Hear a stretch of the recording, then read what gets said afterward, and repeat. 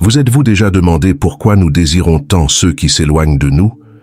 Pourquoi les gestes les plus nobles, lorsqu'ils sont offerts sans mesure, deviennent invisibles? Et pourquoi plus vous essayez de prouver que vous êtes digne d'amour, plus vous vous sentez indigne? Les hommes oublient plus vite la mort de leur père que la perte de leur patrimoine. Niccolò Machiavel. Cette phrase ne concerne pas seulement le pouvoir ou la politique, mais ce qui anime vraiment les relations humaines, la valeur, la rareté et le désir. Réfléchissez. Qu'est-ce que l'amour, si ce n'est une guerre silencieuse, entre présence et absence, entre montrer trop et cacher suffisamment? Combien de fois avez-vous tout donné pour ne recevoir presque rien? Combien de fois vous êtes-vous plié pour être choisi, pour finalement être ignoré?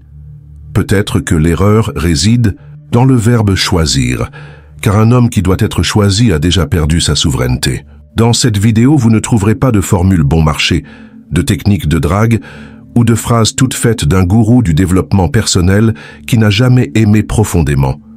Ce que vous trouverez ici, c'est du sang. Le sang des siècles de philosophie, de psychologie et de désespoir humain. Vous entendrez 5 principes machiavéliques qui n'ont pas été créés pour séduire, mais qui, lorsqu'ils sont authentiquement vécus, font que les femmes désirent désespérément faire partie de votre monde. Non par manipulation, mais parce que vous aurez enfin quelque chose que la plupart des hommes ont perdu, votre propre centre de gravité.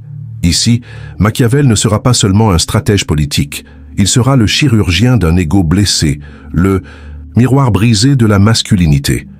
Un homme qui a compris que pour commander un état ou un cœur, vous devez avant tout vous commander vous-même. Si vous en avez assez de faire semblant, de flatter, de vous justifier, de courir après quelqu'un, s'il y a en vous quelque chose qui continue à pulser dans le silence, comme un roi exilé attendant de récupérer son trône intérieur, alors, ce voyage est pour vous. Mais attention, ces 5 principes ne sont pas confortables. Ils n'ont pas été créés pour plaire, ils ont été créés pour libérer. Et la liberté fait mal. Asseyez-vous donc, prenez une profonde respiration et laissez ces idées pénétrer votre esprit comme un lent poison ou un antidote nécessaire. Car quand vous cessez de supplier, elles commencent à vous supplier. Il existe un type d'homme qui, en entrant dans une pièce, n'a pas besoin d'ouvrir la bouche. Il ne force pas le charme, ne se vante pas de ses réussites. Il est simplement là et cela suffit. Avez-vous déjà vu ce genre d'homme? Alors que d'autres s'inclinent, se pavanent ou supplient pour de l'attention, lui reste silencieux, comme un autel qui sait que les fidèles viendront. Ce n'est pas de l'arrogance, c'est une stratégie existentielle. Machiavel n'a jamais écrit sur l'amour romantique, mais il a écrit sur le pouvoir. Et l'amour, mon cher, est le terrain le plus sauvage du pouvoir humain.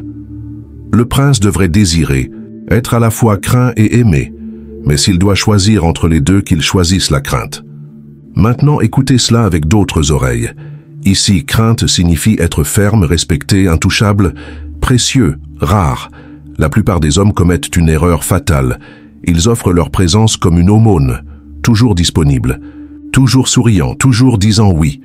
Et plus ils se donnent, plus ils deviennent invisibles, car l'amour comme le pouvoir n'est pas donné, il est provoqué. Il y a quelque chose de cruel, mais de vrai dans le désir féminin. Elle désire ce qu'elle ne possède pas entièrement. Elle tombe amoureuse non pas de ce qui est facile, mais de ce qui est difficile à déchiffrer. Non pas de celui qui la met au centre du monde, mais de celui qui a un monde auquel elle veut accéder. Savez-vous ce qui se passe quand vous courez après une femme?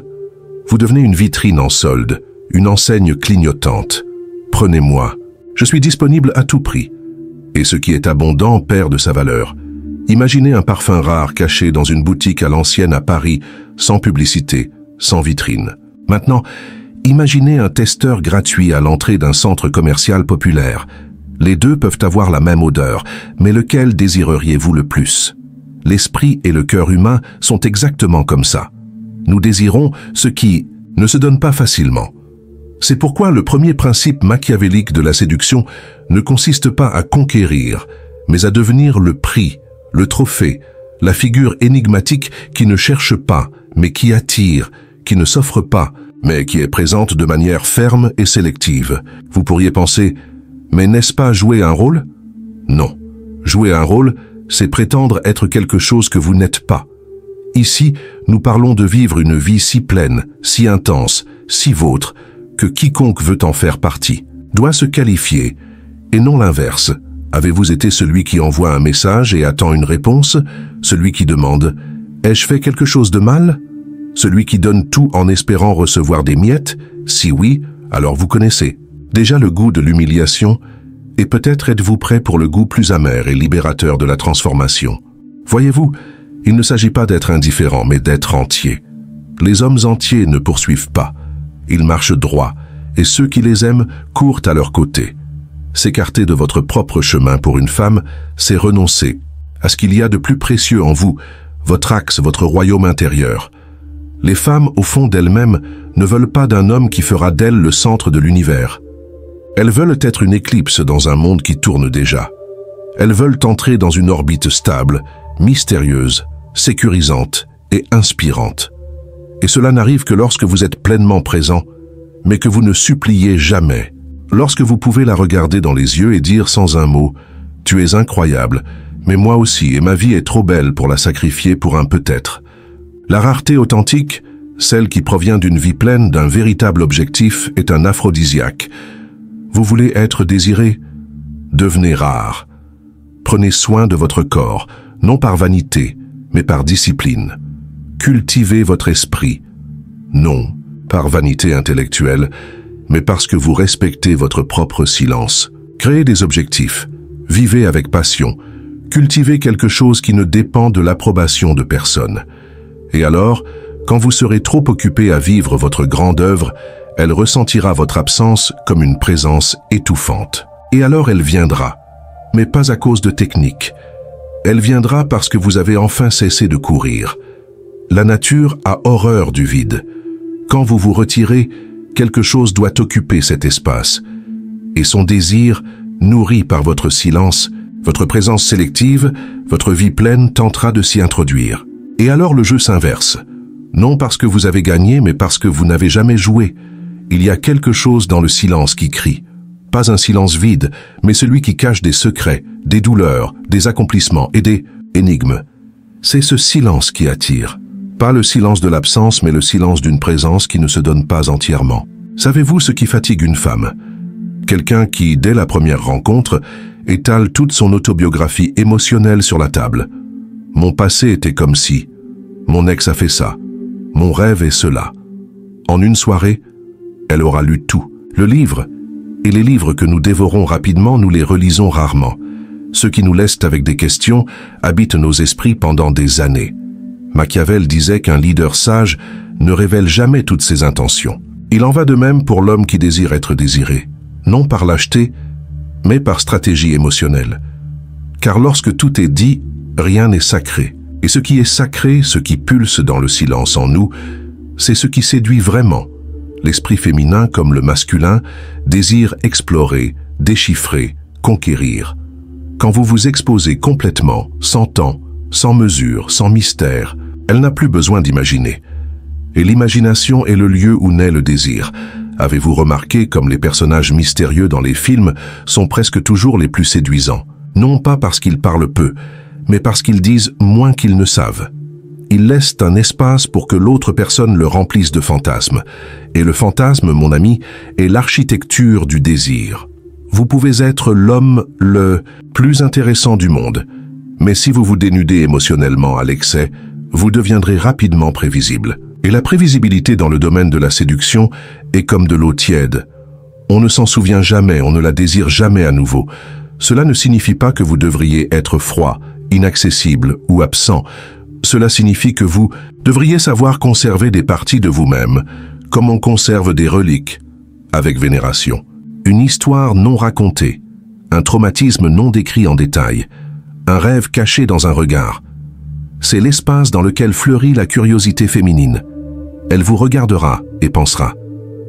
Qui est cet homme qui n'a pas besoin de s'expliquer? Pourquoi n'essaie-t-il pas de me convaincre de quoi que ce soit? Est-ce qu'il teste mon intelligence ou respecte-t-il simplement mon temps? Elle vous étudiera, vous observera, cherchera vos défauts, vos peurs, et plus elle essaiera de vous déchiffrer, plus elle sera impliquée. Vous devenez une énigme, et une énigme est l'invitation la plus puissante qui existe. Nous ne parlons pas ici de manipulation, nous parlons de rituel. L'amour, quand il apparaît de manière authentique, est un rituel, pas un rapport de données.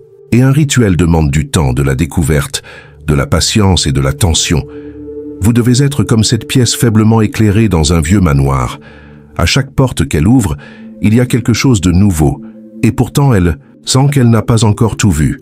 Ce sentiment de quelque chose de plus est ce qui entretient la fascination. Montrez des couches, révélez des fragments, mais gardez le noyau. Laissez-la voir votre force, mais cachez vos cicatrices pendant un moment.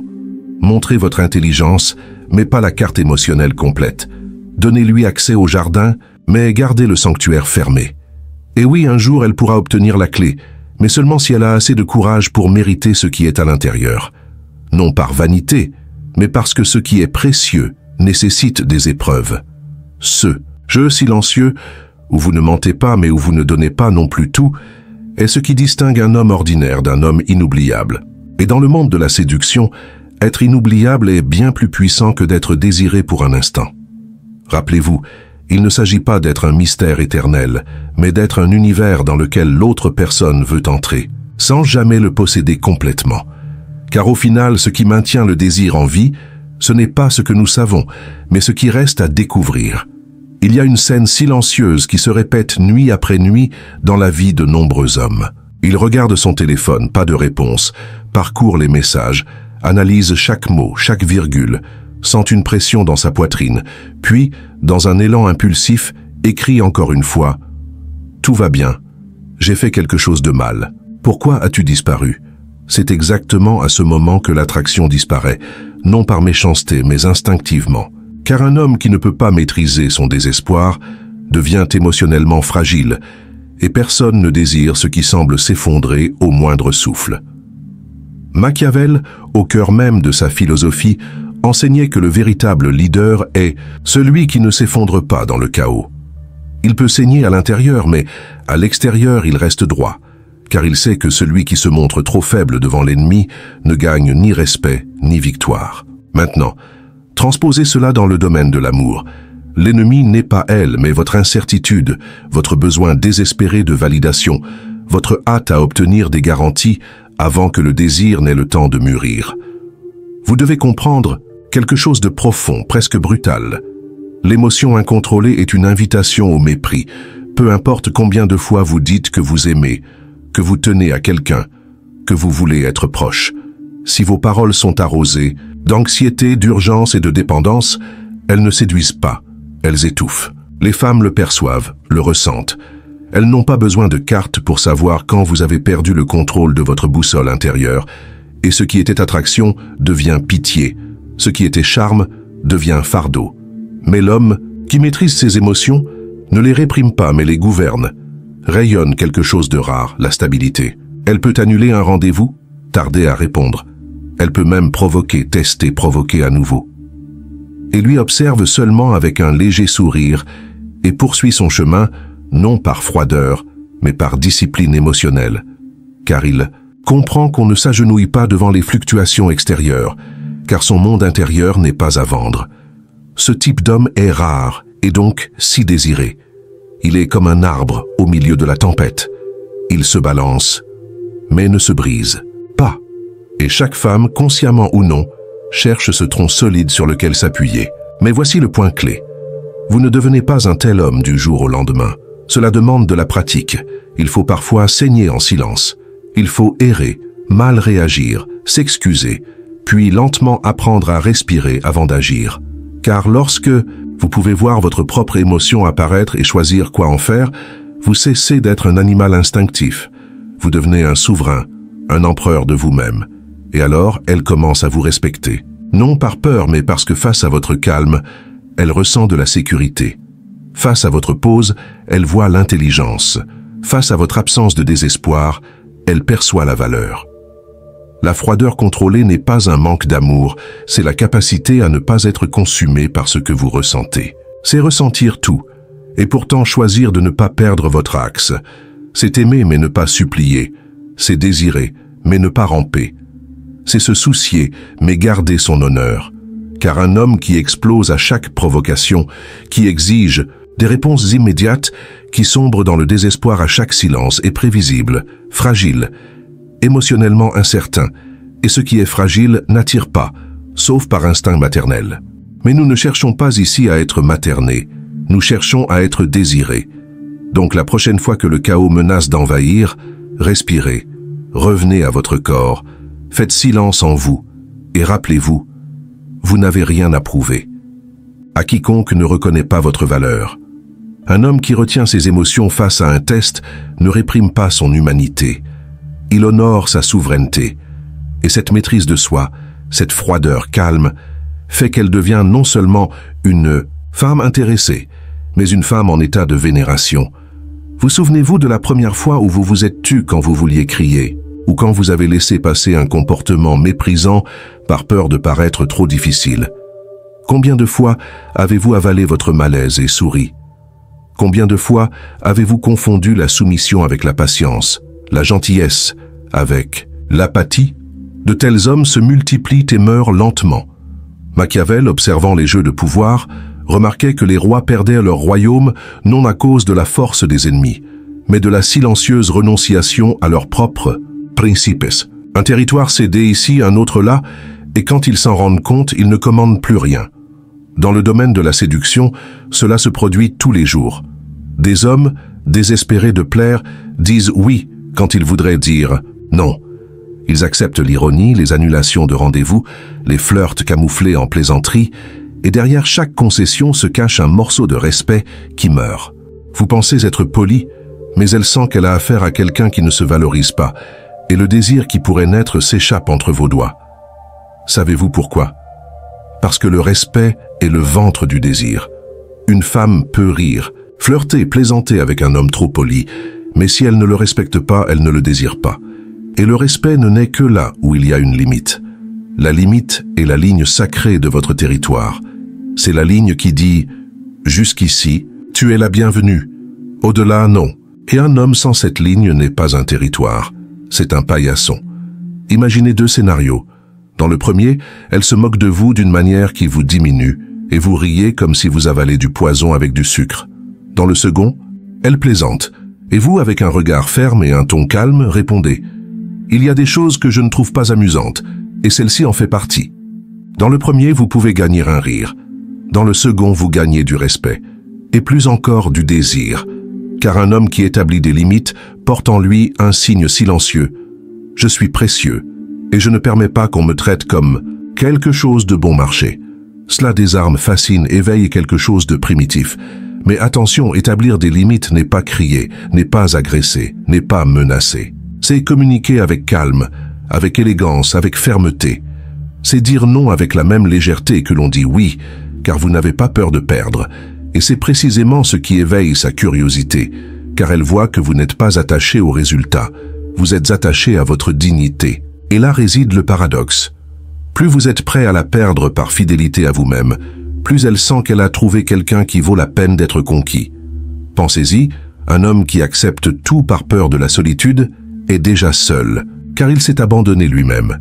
Mais un homme qui reste entier face à la provocation, au mépris, au désordre émotionnel de l'autre personne, rayonne quelque chose de rare. Il n'a pas besoin d'amour. Il choisit l'amour, et cela change tout. Les femmes testent les limites, parfois consciemment, parfois non. Peut-être à cause d'un traumatisme, peut-être par habitude, peut-être juste pour voir si l'homme en face d'elle a une colonne vertébrale ou seulement des muscles. Elles arrivent en retard, ignorent les messages, invitent à la dernière minute et par chaque geste demandent silencieusement « Est-ce que tu t'aimes assez pour me dire non ?» Et quand la réponse est oui, quand vous refusez avec légèreté, quand vous vous retirez sans drame, quand vous dites « ça ne me convient pas », sans crier, sans supplier, elle réalise qu'elle se trouve devant quelqu'un de différent, quelqu'un qui n'a pas besoin d'être adoré, seulement respecté. Et ce respect est le sol fertile sur lequel le désir croît fort et indompté. Dire non éloigne ceux qui ne sont pas authentiques, éloigne les tests, filtre les apparences et ouvre un espace où un véritable lien construit sur l'admiration mutuelle peut s'épanouir. Non est une offrande, une prière, un rappel. Je suis moi-même avant d'être quiconque d'autre. Et un homme qui le sait n'est pas seulement désiré, il est craint, admiré et surtout respecté. Il y a une scène qui se répète comme un cauchemar récurrent dans la vie des hommes. Elle apparaît belle, intense, énigmatique. Sa présence vous déséquilibre, accélère votre respiration, change votre focus et sans vous en rendre compte, vous commencez à tourner autour d'elle. La salle de sport est reportée. L'objectif de la semaine est oublié. Le groupe d'amis disparaît, vos habitudes, vos heures, votre routine. Tout commence à tourner autour de la nouvelle lune. Mais la lune, aussi belle soit-elle, n'a pas été créée pour être un soleil. Machiavel a écrit « Celui qui dépend de la chance ou de la bonne volonté d'autrui ne sera jamais libre ». Et en amour, cette vérité est encore plus cruelle. Vous voulez être désiré? Cessez donc de vivre comme un sujet. Devenez roi. L'homme souverain ne s'adapte pas au désir de l'autre. Il façonne son propre destin. Il n'attend pas d'être choisi. Il choisit. Ce n'est pas de la froideur, c'est de la maturité. C'est la conscience brutale que personne ne vous sauvera, que l'amour, quand il vient, devrait trouver un empire et non un terrain vide attendant d'être construit. Le souverain a un but plus grand que le sentiment. Il aime certes et profondément, mais il ne cesse pas de s'entraîner, de créer, de chercher, de produire, de construire son œuvre dans le monde. Et là réside le secret le plus maudit de la séduction. Plus vous vous consacrez à votre chemin, plus elle veut marcher à vos côtés. Non parce que vous l'ignorez, mais parce que vous ne l'idolâtrez pas, car votre vie est déjà si pleine de sens qu'elle n'a pas besoin de venir la compléter. Elle vient pour la célébrer. La souveraineté est avant tout un choix intérieur. C'est se lever tôt même quand personne ne regarde. C'est tenir la parole donnée à soi-même. C'est faire ce qui doit être fait, même quand le cœur est distrait par une voix douce et un parfum sucré. Être souverain, c'est comprendre que la passion passe, mais que la mission demeure, que le désir peut aveugler, mais que la discipline éclaire. C'est choisir quotidiennement de maintenir son axe, sa clarté, sa direction. Même quand quelqu'un entre dans votre vie et bouleverse vos certitudes, même quand le désir de rester est plus grand que la peur de perdre, même quand son toucher vous fait oublier qui vous étiez. Et pourtant vous vous souvenez car vous ne voulez pas être seulement quelqu'un qui aime, vous voulez être quelqu'un qui se souvient de lui-même, même en aimant. Une femme qui vous mérite verra cela et sera charmée, non, seulement par votre corps, votre façon d'être, vos paroles, mais par votre structure, votre cohérence, votre fermeté. Elle verra qu'à vos côtés, il n'y a pas un garçon qui mendie de la tendresse. Il y a un homme qui marche avec un but, qui l'invite à marcher ensemble, mais ne s'arrête pas. Cet homme ne pousse pas, n'exige pas, ne dramatise pas. Il vit. Et c'est cette vie pleine de rythme, de présence et d'objectifs qui lui donne envie d'être là, non par manque, mais par admiration. Car au final, elle ne veut pas seulement de l'amour. Elle veut une direction. Elle veut de la sécurité. Elle veut une intensité qui n'étouffe pas. Elle veut de la liberté avec de la présence. Et le seul homme capable d'offrir cela est celui qui s'est rendu entier avant d'aimer, celui qui ne craint pas la solitude, car il en a fait son allié, celui qui a construit en lui un trône et s'y est assis. Vous pouvez être cet homme, pas demain, pas après qu'elle soit revenue, mais maintenant, en choisissant vos batailles, en apaisant vos impulsions, en vous relevant, même avec la poitrine en flammes, car c'est exactement ce que font les rois.